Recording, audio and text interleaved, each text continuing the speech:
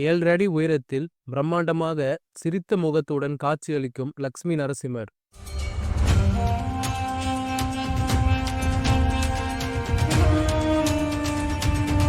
1400 ஆண்டுகள் பழமை வாய்ந்த வைணவ தலங்களில் அவசியம் தரிசிக்க வேண்டிய திருக்கோவில்.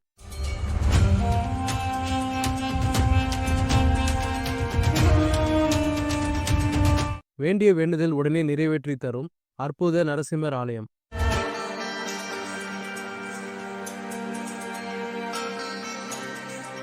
வணக்கம் விவேஸ். இன்னைக்கு நம்ம வீடியோவில் நரசிங்கபுரம் லக்ஷ்மி நரசிம்மர் கோயிலை பற்றி தான் பார்க்க போகிறோம். முதலில் இந்த கோயில் எங்கு உள்ளது, எப்படி செல்லலாம் என்று பார்க்கலாம். சென்னையிலிருந்து சுமார் 55 கிலோமீட்டர் தொலைவிலும் பூந்தமல்லியிலிருந்து சுமார் 20 கிலோமீட்டர் தொலைவில் உள்ள பேரம்பாக்கத்திற்கு அருகில் நரசிங்கபுரம் என்ற கிராமத்தில் இக்கோவில் அமைந்துள்ளது. கோயிலோட அட்ரஸ் மற்றும் கூகுள் மேப் லிங்கை டிஸ்கிரிப்ஷனில் கொடுத்துருக்கேன். தேவைப்படுறவங்க பார்த்து தெரிஞ்சுக்கோங்க. இப்பொழுது இந்த கோயிலோட வரலாறு மற்றும் சிறப்புகளை ஒவ்வொன்றாக பார்க்கலாம். அதுக்கு முன்னாடி இது போல் அற்புதமான ஆலயங்களை பற்றி வீடியோஸ் பார்க்க என்னோட ரிமார்க்கபிள் டிராவல்ஸ் சேனலை மறக்காமல் சப்ஸ்கிரைப் பண்ணிக்கோங்க. அப்போ தான் நான் போகிற வீடியோஸ் உங்களுக்கு ரெகுலராக வரும். சென்னை அருகில் உள்ள திருவள்ளூர் மாவட்டத்தில் சுமார் 1400 வருடங்கள் பழமையான வைணவ தலங்களில் அவசியம் தரிசிக்க வேண்டிய தலமாக நரசிங்கபுரத்தில் உள்ள அருள்மிகு லக்ஷ்மி நரசிம்மர் கோயில் உள்ளது. நரசிம்மர் பெயரை தாங்கி நிற்கும் ஒப்பற்ற திருத்தலம் இது.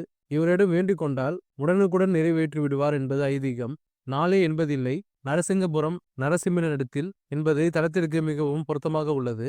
இக்கோயிலில் மூலவர் லக்ஷ்மி நரசிம்மர் 7.5 அடி உயரத்துடன் வலது காலை கீழே வைத்து இடது காலை மடித்து சிரித்த முகத்துடன் தாயார் மகாலட்சுமியை இடது தொடை மீது அமர வைத்து தனது இடது கையால் தாயாரை அரவணைத்தபடி வலது கரத்தை அபயஸ்தமாக காசு தருவது கோயிலின் தனி சிறப்பாகும். தாயார் மகாலட்சுமி நேரடியாக பக்தர்களை பார்க்கும் அம்சமாக அமைந்திருப்பது இத்தலத்தின் தனி சிறப்பாகும். இதனால் இந்த லக்ஷ்மி நரசிம்மருக்கு கல்யாண லக்ஷ்மி நரசிம்மர் என்றும் பெயர் உண்டு.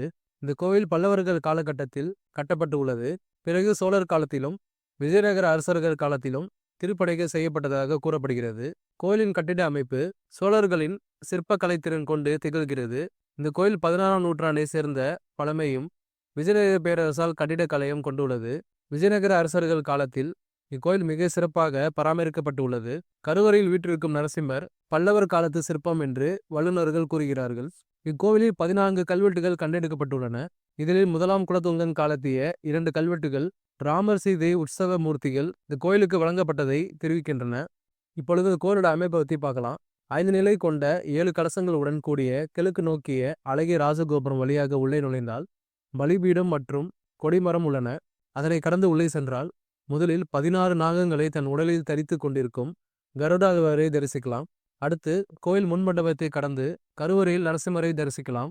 முன்மண்டபத்தில் 12 ஆழ்வார்கள் தரிசனம் தருகின்றனர். கருவறையில் மூலவர் 7.5 அடி உயரம் கொண்டவர். இடது திருவடியை மடித்து வலது திருவடியை கீழே தொங்கவிட்டபடி சிரித்த முகத்துடன் கம்பீரமாக தோற்றமளிக்கிறார். இடது தொடை மீது தாயாரை அமர்த்தி வலது கையில் அணைத்தபடி பெருமாள் 4 திருக்கரங்களோடு மேல் 2 கரங்களில் சக்கரமும் தங்கம் ஏந்தி இருக்கிறார். கீழே வலது கரத்தை அபய அஸ்தமாக வைத்திருக்கிறார். எல்லா லக்ஷ்மி நரசிம்மர் கோயில்களில் லக்ஷ்மி பக்கவாட்டில் பார்த்தபடி அமர்ந்திருப்பார். ஆனால் இங்கே மகாலட்சுமி தாயார் வரும் பக்தரை நோக்கியபடி நரசிம்மர் அணைத்தபடி அமர்ந்திருக்கிறார். இது ஒரு அபூர்வ அமைப்பாகும்.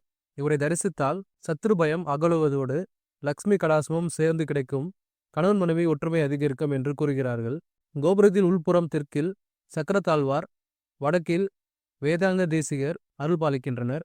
பிரகாரத்தில் தெற்கில் ஆதிலக்ஷ்மி, தானியலக்ஷ்மி, வீரலக்ஷ்மி, கஜலட்சுமி. மேற்கு பிரகாரம் சென்றால் சந்தானலக்ஷ்மி, விஜயலக்ஷ்மி, ஐஸ்வர்யலக்ஷ்மி, தனலக்ஷ்மி என அஷ்டலட்சுமிகளையும் தரிசிக்கலாம். பிரகாரத்தில் வடமேற்கில் ஆண்டாள் சன்னதியும் வடகிழக்கில் 20 தூண்களுடன் கல்யாண மண்டபம் உள்ளது. இங்கே ராமருக்கும் தனி சன்னதி அமைந்துள்ளது.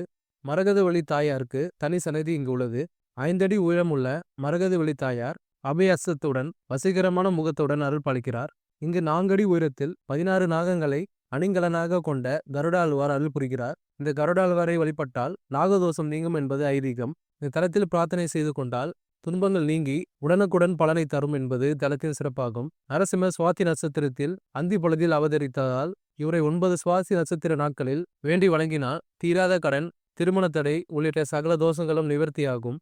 இங்கு மாதந்தோறும் நரசிம்மர் அவதரித்த நட்சத்திரமான சுவாதி நட்சத்திரம் அன்று மூலவருக்கு திருமஞ்சனம் நடைபெறுகிறது. அன்றைய தினத்தில் நெய் தீபம் ஏற்றி கோயிலை 32 முறை வலம் வந்தால் திருமண தடை நீங்கும் என்பது ஐதீகம். கோவிலில் ஆடி பிரம்மோற்சவம் 10 நாட்கள், நரசிம்ம ஜெயந்தி, ஆடிப்பூரம், கருட சேவை, ஆண்டாள் ஜெயந்தி, கார்த்திகை தீபம், வைகுண்ட ஏகாதசி, அனுமன் ஜெயந்தி இவைகளை தவிர மாதந்தோறும் சுவாதி நட்சத்திரத்தில் திருமஞ்சனம் நடைபெறுகிறது. கோவில் திறந்திருக்கும் நேரம் காலை 7:30 மணி முதல் மதியம் 12 மணி வரையும், மாலை 4:30 மணி முதல் இரவு 8:30 மணி வரையும் திறந்திருக்கும். இந்த அற்புதமான கோயிலை நீங்களும் வாய்ப்பு கிடைக்கும் போது மிஸ் பண்ணாம பாருங்க. மீண்டும் இது போல அற்புதமான ஆலயத்தில் சந்திக்கலாம். தொடர்ந்து இது போல ஆலயங்களை பற்றி வீடியோஸ் பார்க்க என்னோட ரிமாப்பிள் ட்ரெவல் சேனலை மறக்காம சப்ஸ்கிரைப் பண்ணிக்கோங்க. அப்பதான் நான் போற வீடியோஸ் உங்களுக்கு ரெகுலரா வரும். ஓம் நரசிம்மா போற்றி. நன்றி, வணக்கம்.